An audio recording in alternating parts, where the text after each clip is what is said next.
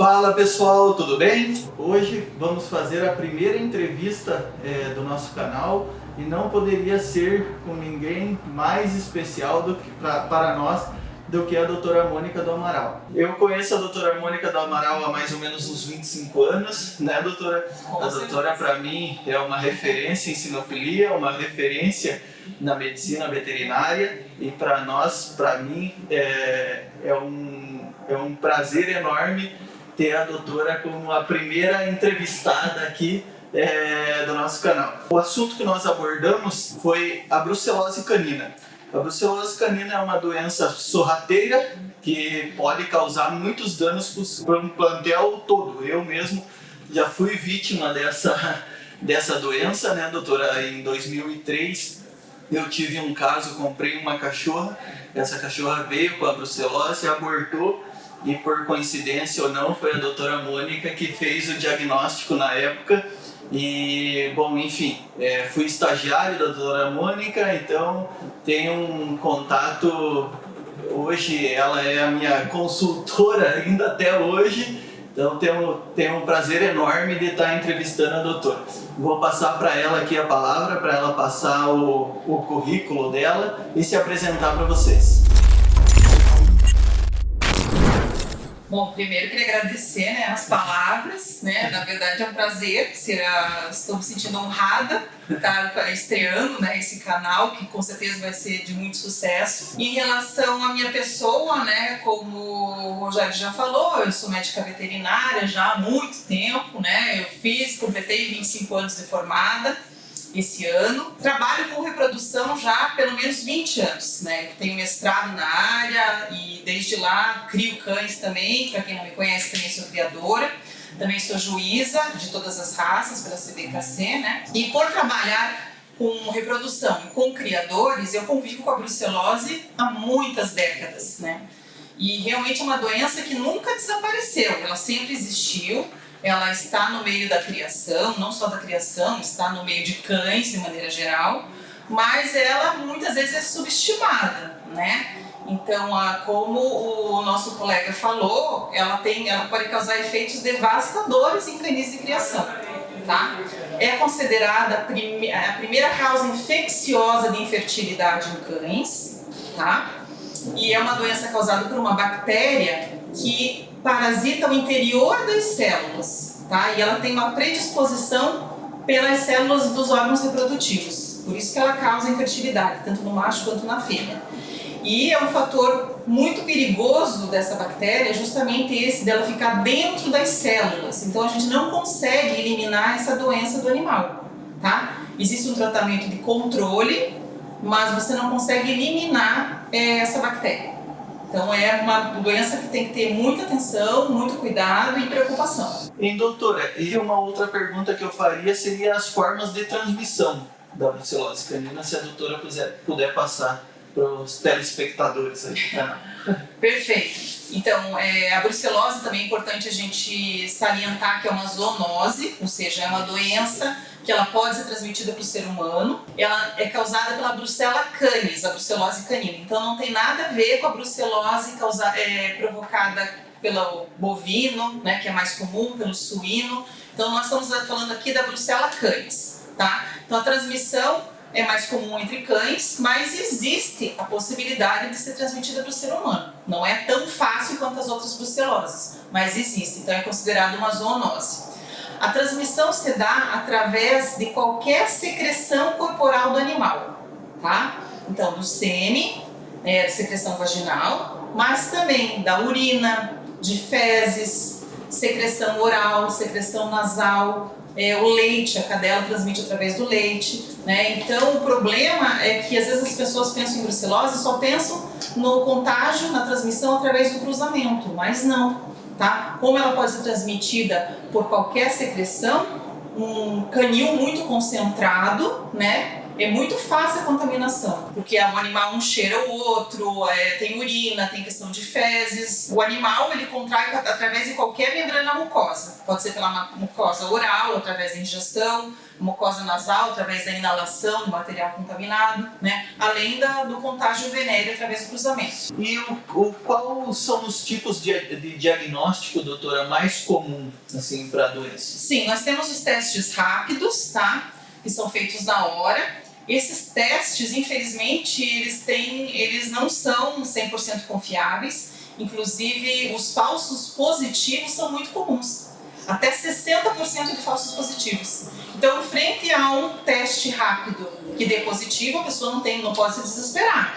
Para fechar hoje um diagnóstico de brucelose, nós precisamos de pelo menos 3 exames diferentes. Certo. Então, quais são esses exames? Tem esses exames sorológicos rápidos, tem o PCR, tá? E tem a hemocultura, pelo menos 3 exames que vão confirmar que se aquele animal realmente é positivo. O teste negativo, ele também pode ser confiável ou não é 100% confiável também, sim, mas geralmente dá menos erro do que o positivo. Certo. O positivo pode dar cruzamento com outras infecções, por exemplo, uma tosse dos canis, está comprovado, se o cachorro está com tosse, ele pode dar positivo à brucelose, tá? Como um exemplo. Certo. Então, assim, em casos que a gente tem um histórico de um animal que tem características de ter brucelose e frente a um quadro negativo, nós também temos que confirmar. Eu recomendo pelo menos 3 exames. Certo. Esses 3 exames sejam feitos para a gente concluir se tem ou se não tem. Outra pergunta que eu acho que é o mais importante aqui para o pessoal do canal seria como evitar a doença, né? E o que é importante porque,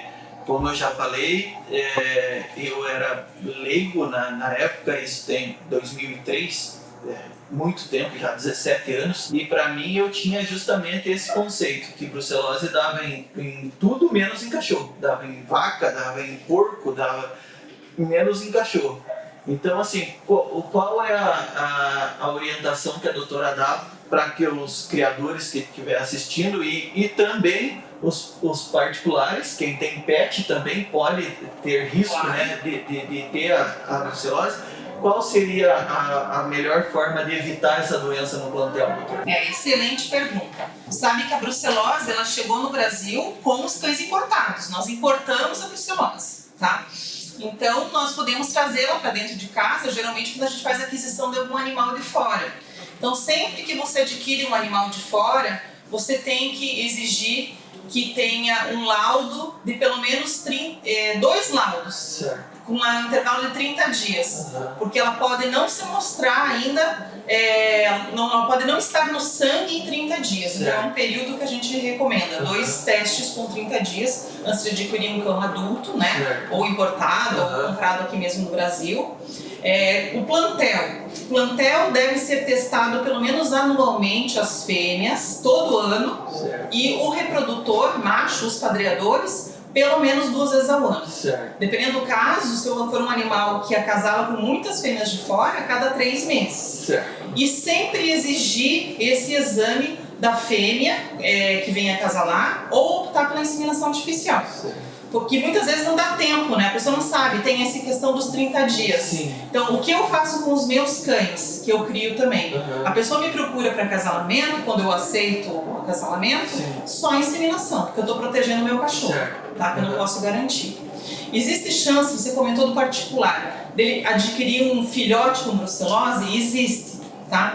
A maioria dos casos, a fêmea acaba abortando, né? E esses filhotes, eles não vêm a termo.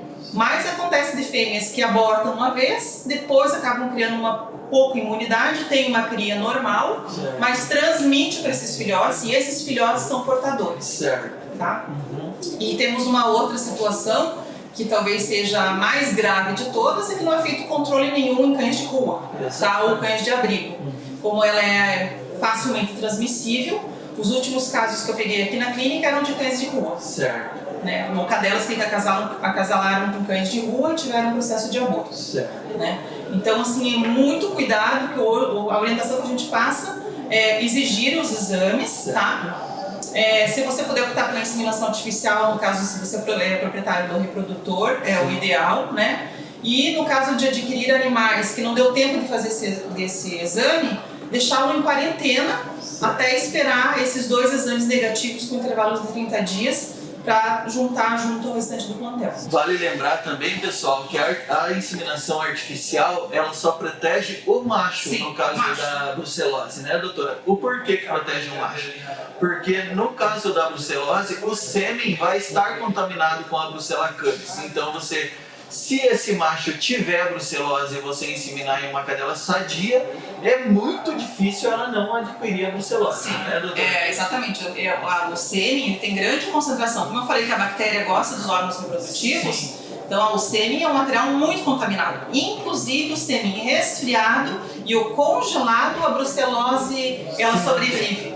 Então assim, quando se faz o congelamento de sêmen, os bancos de sêmen exigem também que seja negativo, Uhum. E assim, bom, então uma orientação geral que a doutora daria para, de repente, evitar cadelas novas, né, de plantel que esteja com outras, se caso cruzar, talvez algo nesse sentido, não sei o que a doutora poderia passar para o pessoal.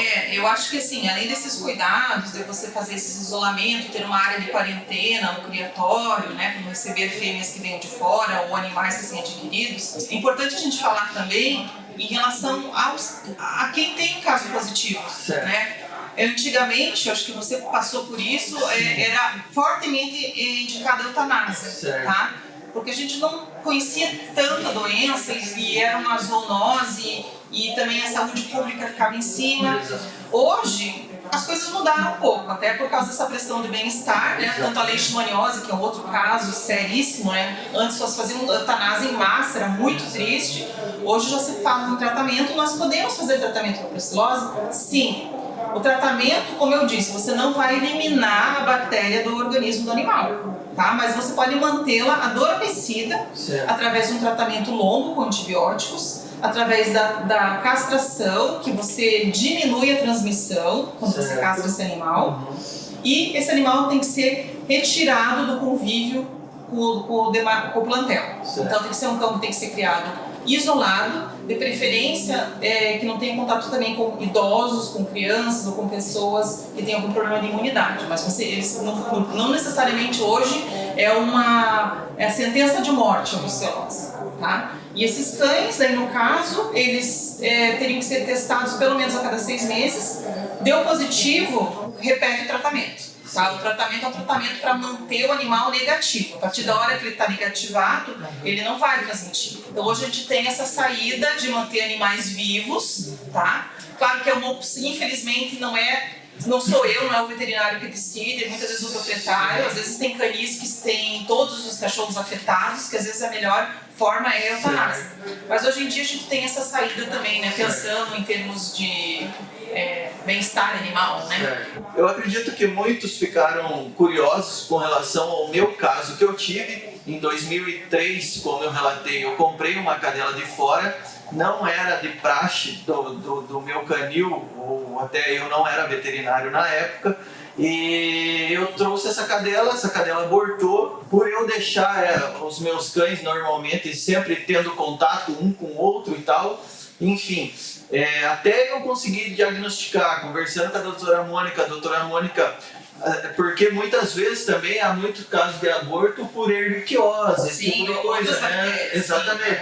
Então, assim, na época eu achei que tinha abortado por estresse, qualquer outra coisa nesse sentido. Meio como a doutora falou, eu meio que fiz pouco caso da doença, né? Subestimei. A doutora pediu o exame, nós fizemos o exame e deu positivo. Só que qual foi o meu dano maior? Essa cadela já, mesmo depois dela ter abortado, ela teve contato com outros cães, e todos esses cães que ela teve contato com o resto placentário acabaram positivando. Então, assim, inclusive os cães que eram referências no meu canil, eu acabei perdendo na época justamente por falta de orientação. Então, assim, quando eu fiz aquela perguntinha no meu story, se o pessoal conhecia a brucelose, eu realmente fiquei horrorizado com a quantidade de criadores que nunca sequer ouviram falar. E é uma doença que pode realmente devastar o canil. Exatamente. E assim, existe o risco, existem vários relatos, né, de transmissão para o ser humano.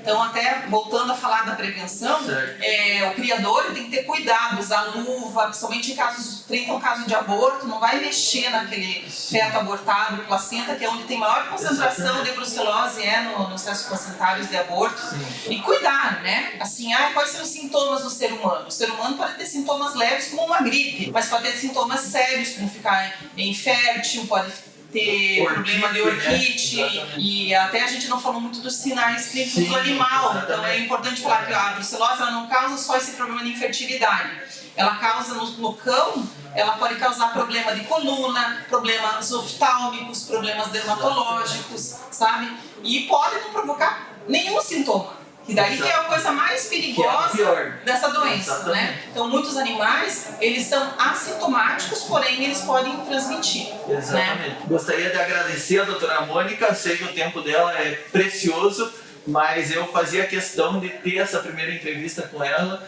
pela referência que eu tenho de boa criadora, boa veterinária, e acredito que após ela apresentar o currículo dela, vocês viram o porquê da minha alegria quando ela aceitou essa entrevista conosco. Muito obrigado. Imagine. Então, só para terminar, eu tenho uma ótima notícia, tá? Os clubes de raças, nós temos 4 clubes de raças já nos Estados Unidos, certo, que estão investindo em pesquisa para a vacina de brucelose. Olha que, tá? Então, que show os de bola. clubes de cães de raça. Olha aí, tá? que show de É o do boxer, são 4 raças. Ótimo. Eles estão investindo, colocando dinheiro na pesquisa. Então, hoje em dia, nós não temos vacina de brucelose para a brucelose felina, mas talvez seja uma realidade no futuro próximo. Olha aí. Tá? Graças aos cães de raça. Exatamente, a valorização dos criadores, tá vendo? Quem curtiu do vídeo, dá um like lá, aciona o sininho da notificação e até a próxima. Tchau, tchau.